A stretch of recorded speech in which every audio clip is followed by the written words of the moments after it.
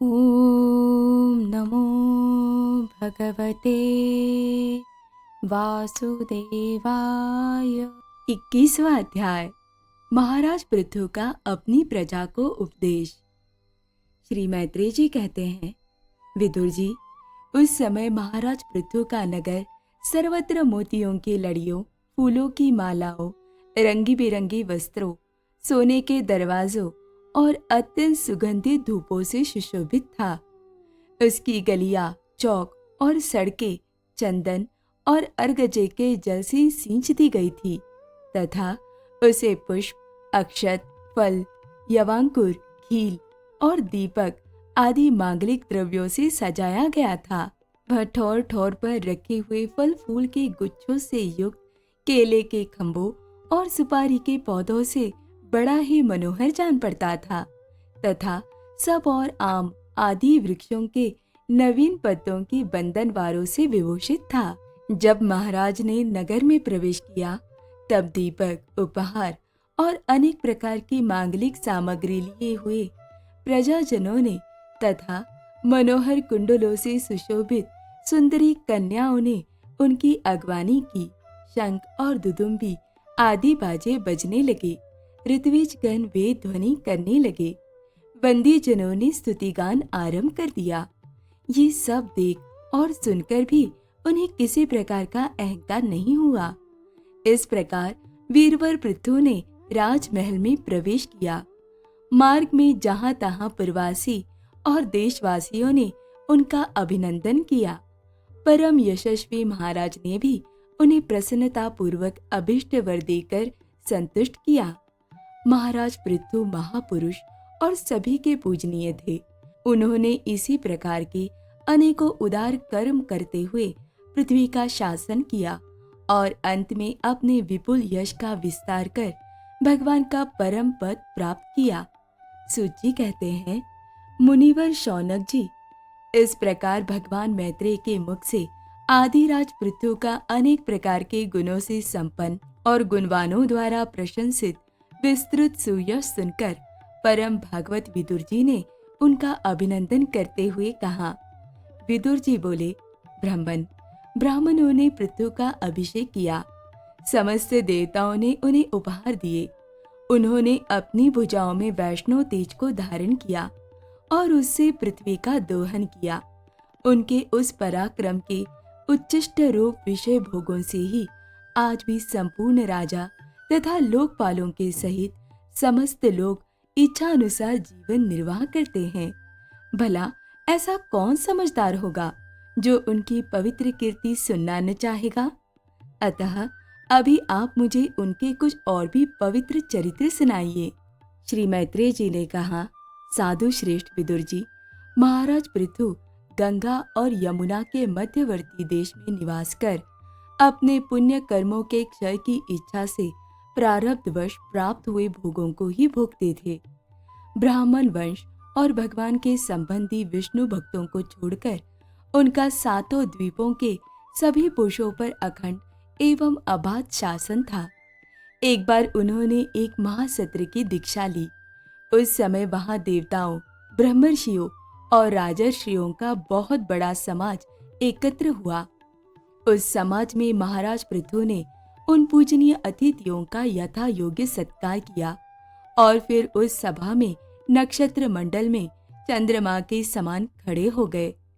उनका शरीर ऊंचा, भुजाएं भरी और विशाल, रंग गोरा, नेत्र कमल के समान सुंदर और अरुण वर्ण, नासिका सुघड़, मुख मनोहर, स्वरूप सौम्य, कंधे ऊंचे और मुस्कान से युक्त दंत पंक्ति सुंदर थी।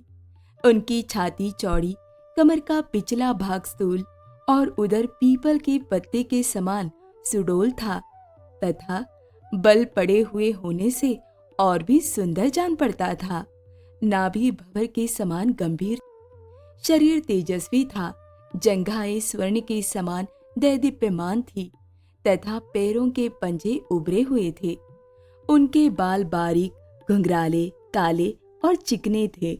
गर्दन शंख के समान उतार चढ़ाव वाली तथा रेखाओं से युक्त थी और वे उत्तम बहुमूल्य धोती पहने और वैसे ही चादर ओढ़े थे। दीक्षा के नियमानुसार उन्होंने समस्त आभूषण उतार दिए थे। इसी से उनके शरीर के अंग प्रत्यंग की शोभा अपने स्वाभाविक रूप में स्पष्ट झलक रही थी। वे शरीर पर कृष्ण मृग का चर्म और हाथों में कुशा धारण किए हुए थे। इससे उनके शरीर की कांति और भी बढ़ गई थी। वे अपने सारे नित्य कृत्य यथाविधि संपन्न कर चुके थे। राजा पृथु ने मानो सारी सभा को हर्ष से सराबोर करते हुए अपने शीतल एवं स्नेहपूर्ण नेत्रों से चारों ओर देखा और फिर अपना भाषण प्रारंभ किया। उनका भाषण अत्यंत सुंदर, विचित्र पदों से युक्त, स्पष्ट, मधुर, गंभीर एवं निशंक था। मानो उस समय वे सबका उपकार करने के लिए अपने अनुभव का ही अनुवाद कर रहे हो। राजा पृथु ने कहा, सज्जनों, आपका कल्याण हो। आप महानुभाव जो यहाँ पधारे हैं, मेरी प्रार्थना सुने। जिज्ञासु पुरुषों को चाहिए कि संत समाज में अपने निश्चय का निवेदन करें। इस लोक में मुझे प्रजाजनों का शासन, उनकी रक्षा, उनकी आजीविका का प्रबंध तथा उन्हें अलग अलग अपनी मर्यादा में रखने के लिए राजा बनाया गया है। अतः इनका यथावत पालन करने से मुझे उन्हीं मनोरथ पूर्ण करने वाले लोकों की प्राप्ति होनी चाहिए, जो वेदवादी मुनियों के मतानुसार संपूर्ण कर्मों के साक्षी श्री हरि के प्रसन्न होने पर मिलते हैं। जो राजा प्रजा को धर्म मार्ग की शिक्षा न देकर केवल उससे कर वसूल करने में लगा रहता है, वह केवल प्रजा के पाप का ही भागी होता है और अपने ऐश्वर्य से हाथ धो बैठता है। अतः प्रिय प्रजाजन, अपने इस राजा का परलोक में हित करने के लिए आप लोग परस्पर दोष दृष्टि छोड़कर हृदय से भगवान को याद रखते हुए अपने अपने कर्तव्य का पालन करते रहिए, क्योंकि आपका स्वार्थ भी इसी में है और इस प्रकार मुझ पर भी आपका बड़ा अनुग्रह होगा। विशुद्ध चित्त देवता, पितर और महर्षिगण, आप भी मेरी इस प्रार्थना का अनुमोदन कीजिए, क्योंकि कोई भी कर्म हो, मरने के अनंतर उसके कर्ता, उपदेष्टा और समर्थक को उसका समान फल मिलता है। माननीय सज्जनों, किन्हीं श्रेष्ठ महानुभावों के मत में तो कर्मों का फल देने वाले भगवान यज्ञपति ही है, क्योंकि इहलोक और परलोक दोनों ही जगह कोई कोई शरीर बड़े तेजों में देखे जाते हैं। मनु, उत्तानपाद, महीपति ध्रुव, राजर्षि प्रियव्रत, हमारे दादा अंग तथा ब्रह्मा, शिव, प्रहलाद, बलि और इसी कोटि के अनन्य महानुभावों के मत में तो धर्म, अर्थ, काम, मोक्ष रूप चतुर्वर्ग तथा स्वर्ग और अपवर्ग के स्वाधीन नियामक कर्म फल दाता के रूप से भगवान गदाधर की आवश्यकता है ही। इस विषय में तो केवल मृत्यु के दौहित्र वेन और कुछ शोचनीय और धर्म विमूढ़ लोगों का ही मतभेद है। अतः इसका कोई विशेष महत्व नहीं हो सकता। जिनके चरण कमलों की सेवा के लिए निरंतर बढ़ने वाली अभिलाषा उन्हीं के चरण नख से निकली हुई गंगा जी के समान संसार ताप से संतप्त जीवों के समस्त जन्मों के संचित मनोमल को तत्काल नष्ट कर देती है। जिनके चरण तल का आश्रय लेने वाला पुरुष सब प्रकार के मानसिक दोषों को धो डालता तथा वैराग्य और तत्व साक्षात्कार रूप बल पाकर फिर इस दुखमय संसार चक्र में नहीं पड़ता, और जिनके चरण कमल सब प्रकार की कामनाओं को पूर्ण करने वाले हैं, उन प्रभु को आप लोग अपनी अपनी आजीविका के उपयोगी वर्णाश्रमोचित अध्यापनादि कर्मों तथा ध्यान स्तुति पूजादि मानसिक, वाचिक एवं शारीरिक क्रियाओं के द्वारा भजे। हृदय में किसी प्रकार का कपट न रखे तथा ये निश्चय रखे कि हमें अपने अपने अधिकारानुसार इसका फल अवश्य प्राप्त होगा। भगवान स्वरूपतः विशुद्ध विज्ञान घन और समस्त विशेषणों से रहित है, किंतु इस कर्म मार्ग में जो चावल आदि विविध द्रव्य, शुक्लादि गुण, अवघात कूटना आदि क्रिया एवं मंत्रों के द्वारा और अर्थ, आशय, संकल्प, लिंग, पदार्थ शक्ति तथा ज्योतिष्टोम आदि नामों से संपन्न होने वाले अनेक विशेषण युक्त यज्ञ के रूप में प्रकाशित होते हैं।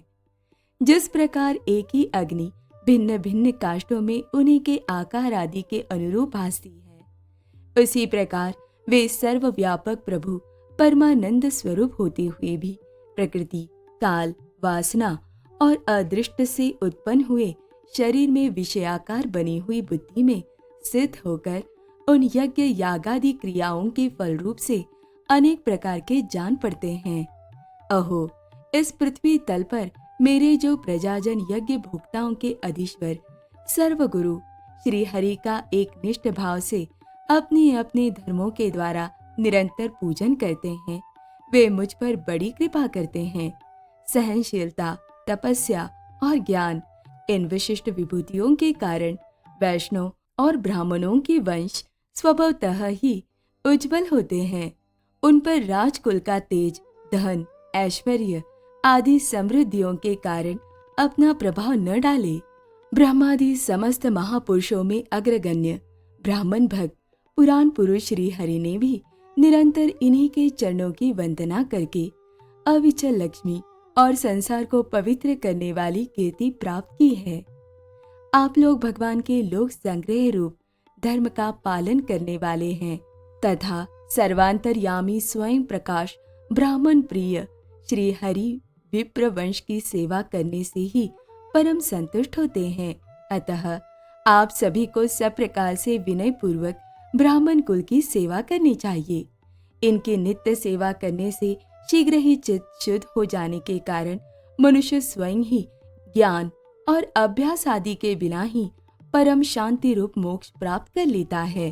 अतः लोक में इन ब्राह्मणों से बढ़कर दूसरा कौन है जो हविष्य भोजी देवताओं का मुख हो सके। उपनिषदों के ज्ञान परक वचन एकमात्र जिनमें ही गतार्थ होते हैं, वे भगवान अनंत इंद्रादि यज्ञीय देवताओं के नाम से तत्वज्ञानियों द्वारा ब्राह्मणों के मुख में श्रद्धा पूर्वक हवन किए हुए पदार्थ को जैसे चाव से ग्रहण करते हैं, वैसे चेतना शून्य अग्नि में होमे हुए द्रव्य को नहीं ग्रहण करते। सभ्यगण जिस प्रकार स्वच्छ दर्पण में प्रतिबिंब का भान होता है, उसी प्रकार जिससे इस संपूर्ण प्रपंच का ठीक ठीक ज्ञान होता है, उस नित्य शुद्ध और सनातन ब्रह्म वेद को जो परमार्थ तत्व की उपलब्धि के लिए श्रद्धा, तप, मंगलमय आचरण, स्वाध्याय विरोधी वार्तालाप के त्याग तथा संयम और समाधि के अभ्यास द्वारा धारण करते हैं, उन ब्राह्मणों के चरण कमलों की धूलि को मैं आयु पर्यंत अपने मुकुट पर धारण करूं, क्योंकि उसे सर्वदा सिर पर चढ़ाते रहने से मनुष्य के सारे पाप तत्काल नष्ट हो जाते हैं और संपूर्ण गुण उसकी सेवा करने लगते हैं। उस गुणवान, शील संपन्न, कृतज्ञ और गुरुजनों की सेवा करने वाले पुरुष के पास सारी संपदाएं अपने आप आ जाती है। अतः मेरी तो यही अभिलाषा है कि ब्राह्मण कुल, गोवंश और भक्तों के सहित श्री भगवान मुझ पर सदा प्रसन्न रहे। श्री मैत्रेय जी कहते हैं, महाराज पृथु का ये भाषण सुनकर देवता, पितर और ब्राह्मण आदि सभी साधुजन बड़े प्रसन्न हुए और साधु साधु यो कहकर उनकी प्रशंसा करने लगे। उन्होंने कहा, पुत्र के द्वारा पिता पुण्य लोकों को प्राप्त कर लेता है, ये श्रुति यथार्थ है। पापी वेन ब्राह्मणों के शाप से मारा गया था, फिर भी इनके पुण्य बल से उसका नरक से निस्तार हो गया। इसी प्रकार हिरण्यकशिपु भी भगवान की निंदा करने के कारण नरकों में गिरने वाला ही था कि अपने पुत्र प्रहलाद के प्रभाव से उन्हें पार कर गया। वीरवर पृथु जी, आप तो पृथ्वी के पिता ही हैं और सब लोगों के एकमात्र स्वामी श्री हरि में भी आपकी ऐसी अविचल भक्ति है, इसलिए आप अनंत वर्षों तक जीवित रहे।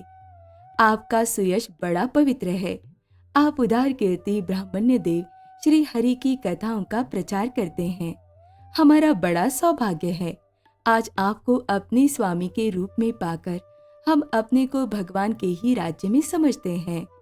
स्वामिन, अपने आश्रितों को इस प्रकार का श्रेष्ठ उपदेश देना आपके लिए कोई आश्चर्य की बात नहीं है। क्योंकि अपनी प्रजा के ऊपर प्रेम रखना तो करुणामय महापुरुषों का स्वभाव ही होता है। हम लोग प्रारब्धवश विवेकहीन होकर संसारण्य में भटक रहे थे। सो प्रभु, आज आपने हमें इस अज्ञान अंधकार से पार पहुंचा दिया। आप शुद्ध सत्वमय परम पुरुष हैं, जो ब्राह्मण जाति में प्रविष्ट होकर क्षत्रियों की और क्षत्रिय जाति में प्रविष्ट होकर ब्राह्मणों की तथा दोनों जातियों में प्रतिष्ठित होकर सारे जगत की रक्षा करते हैं। हमारा आपको नमस्कार है। ओम नमो भगवते वासुदेवाय।